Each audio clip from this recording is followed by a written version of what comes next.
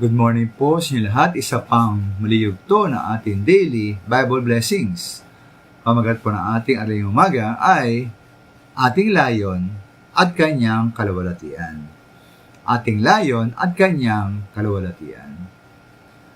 O di mabasahin mga minamahal pag-aaralan mula sa Biblia ang naging buhay ng ating Panginoong Hesus.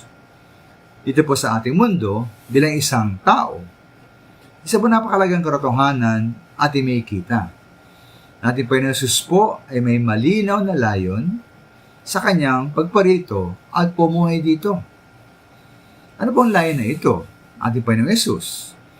Ayan po sa Luke 19:10 sabi po roon, anak ng tao, ating Panginoon Hesus, ay naparito upang hanapin at iligtas ang nawala.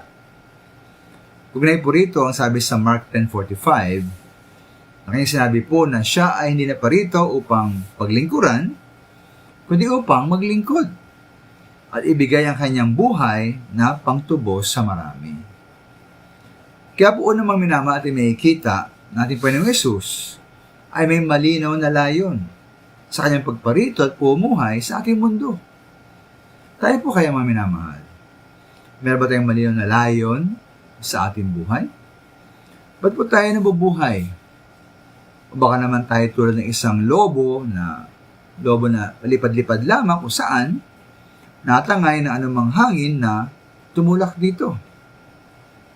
Napalaga po ako ng pagkaroon ng layon po ng ating Panginoong Hesus na meron siyang maliw na layon dahil ang pagganap po ng layon na ito, ibigay ang buhay niya bilang pantubos sa marami ay ang tanging pundasyon at ugat ng ating kaligtasan.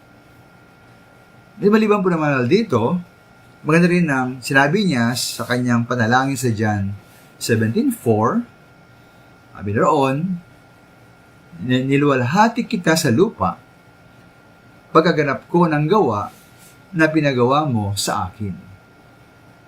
Kaya po ang paraan ng Panginoon para walhati pong Ama ay ang pagganap niya ng pinagagawa sa kanya ng kanyang Ama. Para po sa akin, ating Panginoong Hesus po ay isang huwaran at modelo para sa ating mga Kristiyano. Kaya magkaroon po tayo ng malinaw at partikular na layon sa ating buhay. At di po alamin kung ano ang pinapagawa ng Diyos sa atin. At sa magitan po ng ating tapat at matagumpay na pagganap ng layon ng Diyos para sa ating buhay, ating mo lalahati po ang ating Diyos. Maraming salamat po.